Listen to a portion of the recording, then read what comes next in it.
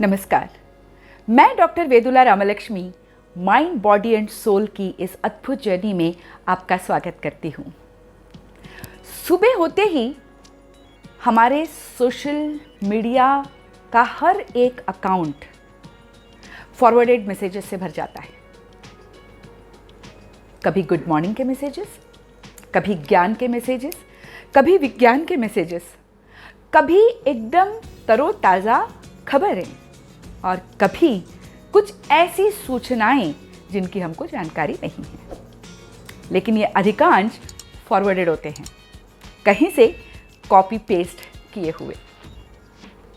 वैसे मैसेजेस को फॉरवर्ड करने या कॉपी पेस्ट करने के पीछे कई वजह हो सकती हैं।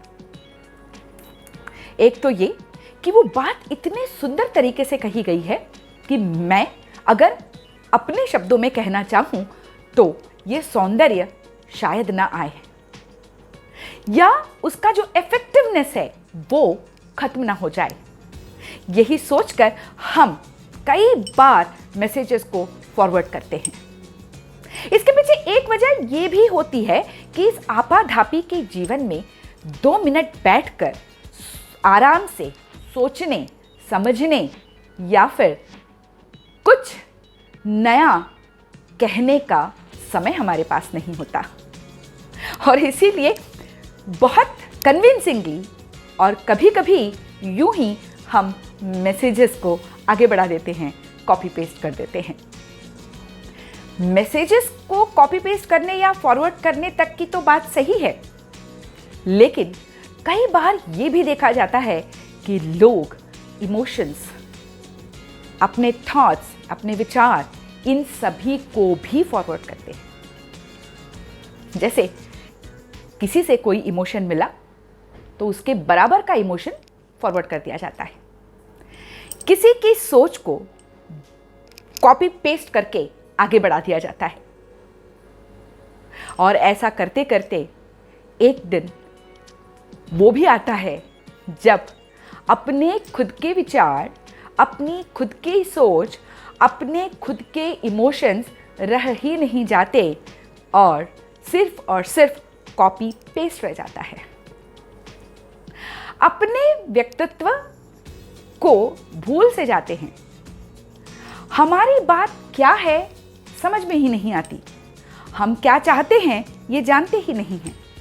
क्रिएटिविटी दूर दूर तक नहीं होती है। होती है तो सिर्फ ये कि किसी की बात को लिया और कहीं उसको पहुंचा दिया। कई बार ये बिना सोचे समझे भी हो जाता है। ऐसा करते हुए एक बार भी ध्यान में ये नहीं आता कि इन शब्दों या उस कंटेंट के साथ हम कितना इत्तेफाक रखते हैं, हमारे व्यक्तित्व के साथ वो शब्द कितना मेल खाते हैं। उन शब्दों में ऐसी कौन सी ताकत है या ऐसी कौन सी बात है जो मेरे व्यक्तित्व को बनाती है या बिल्कुल भी उससे अलग है। ये बिना सोचे समझे ब्लाइंडली मैसेजेस फॉरवर्ड कर दिए जाते हैं। इमोशंस रिसीव करके ट्रांसमिट कर दिए जाते हैं और विचारों को हम अपने दिमाग में इम्प्लांट कर लेते हैं और उन्हीं विचारों को आगे भी बढ़ा देते हैं। इसको यदि हम हमारे शरीर में जो सटल एनर्जी सेंटर्स हैं, जिनको हम चक्रास कहते हैं, उनके साथ अगर जोड़ के देखें तो इस बात का संबंध मणिपुर चक्र एवं विशुद्धि चक्र से है। मणिपुर चक्र सेल्फ की बात करता है, इंडिविजुअलिटी की बात करता है, स्वाभिमान की बात करता है, अपने होने की, अपने एग्जिस्टेंस की बात करता है, अपने स्वतंत्र विचारों की बात करता है।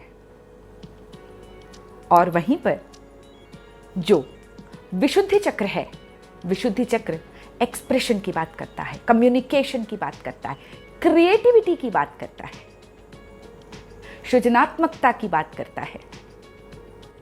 और हम ये भली भांति जानते हैं कि ये दोनों चक्र आपस में एक दूसरे से जुड़े हैं। ये दोनों एक साथ या तो संतुलित होते हैं या इनमें असंतुलन आ जाता है, अर्थात ये दोनों डायरेक्टली प्रोपोर्शनेट हैं। यदि मणिपुर चक्र में एनर्जी कम है, विशुद्धि चक्र में भी एनर्जी कम हो जाती है, और यदि मणिपुर चक्र संतुलित है तो विशुद्धि चक्र भी संतुलित हो जाता है।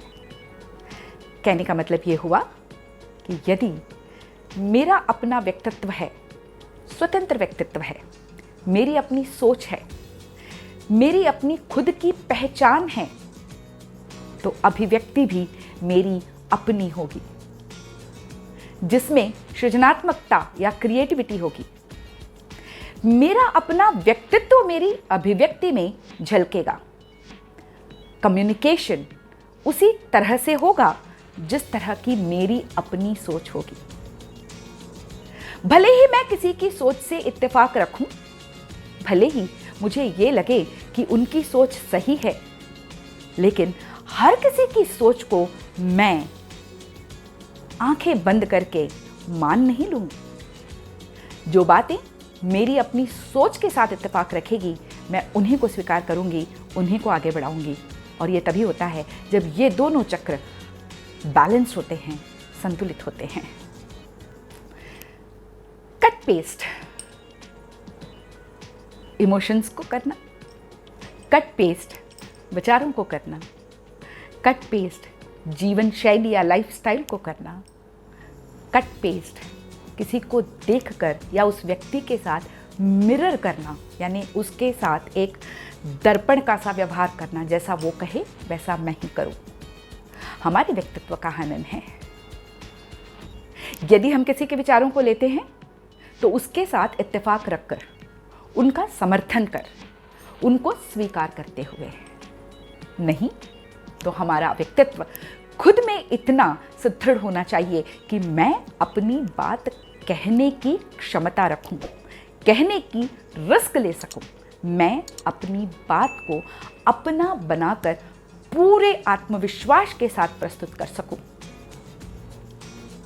ये आज के जीवन की बहुत बड़ी आवश्यकता है, और इसके लिए ये समझ का होना बहुत ज़्यादा ज़रूरी है कि हम सभी उस विधाता की बहुत ही विशिष्ट विभूतियां हैं।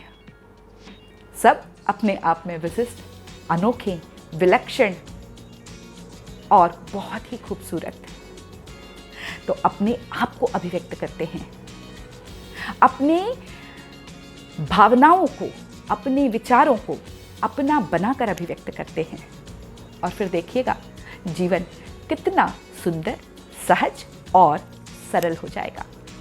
क्योंकि ऐसा करने से किसी भी प्रकार का बोझ या किसी भी प्रकार की ग्रंथि मन में नहीं होती है, क्योंकि ये सब हमारे बिहेवियर का एक हिस्सा है, और हमारा बिहेवियर हमारे चक्रों के ऊपर प्रभाव डालता है, और चक्रों का संतुलन या असंतुलन हमारे बिहेवियर को प्रभावित करता है। इसीलिए इन दोनों के आपसी सामंजस्य को समझना बहुत ज़्यादा आवश्यक है। इसी तरह की और वीडियोस के लिए देखते रहिए माइंड, बॉडी एंड सोल।